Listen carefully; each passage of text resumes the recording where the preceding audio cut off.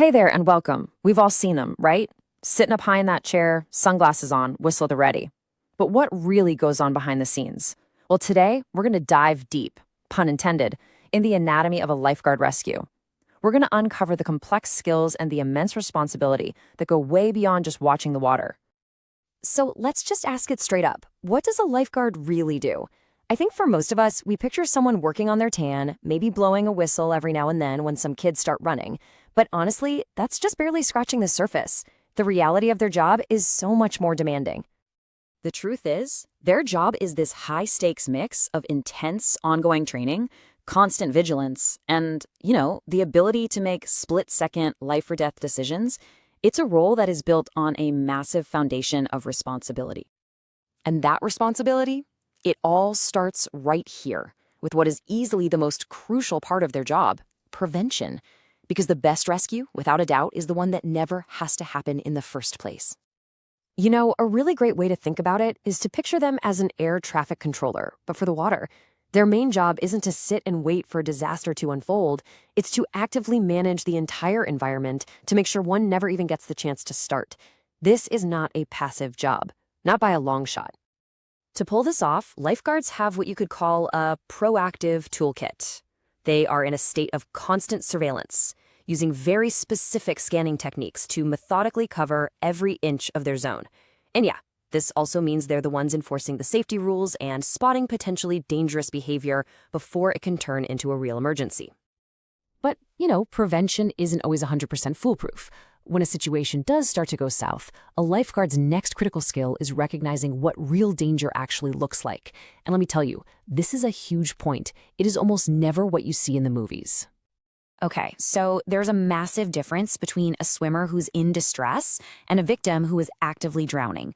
Someone in distress can usually still shout, they can wave for help, but an active drowning victim, that is a whole different story. They are often completely silent, almost vertical in the water, and they are physically unable to call out or wave. Why?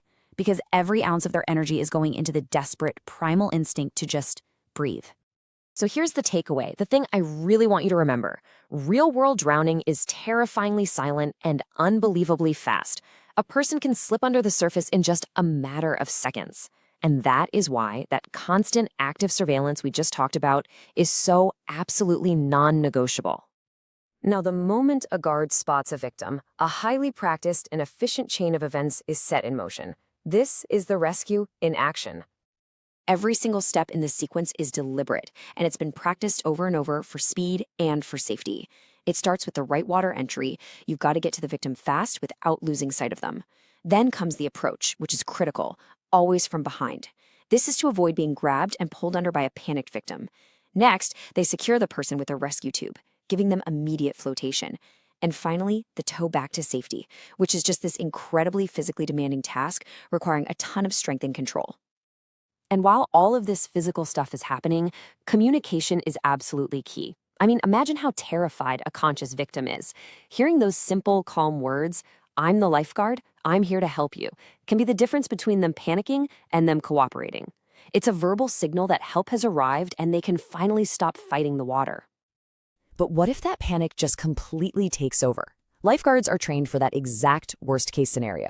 If a victim latches onto them, they don't try to fight them off. They stay calm, take a deep breath, and go underwater. A panicked person's instinct is to get up to the surface for air, so they will almost always let go. It's a totally counterintuitive move, but it's a critical one that saves both the rescuer and the person they're trying to save. Rescuing a conscious person is one thing. But when a victim is unresponsive, the complexity and the stakes just get so much higher. This is where advanced care and real teamwork become absolutely essential. So at this point, the rescue shifts gears. It's no longer just a physical tow, it's a coordinated medical procedure. The top priorities immediately become protecting the victim's airway and keeping their head and spine perfectly stable, all while they're still in the water. Getting an unresponsive person out of the water requires this incredibly precise, multi-person technique called a backboard extraction. The coordination is amazing to watch. One guard is focused only on stabilizing the victim's head and neck. The other gets the board, submerges it, and together they carefully roll the victim onto it, secure them, and then perform this perfectly synchronized lift. Every single move is communicated. It has to be perfect to prevent any further injury. But the job is still not over once the victim is out of the water.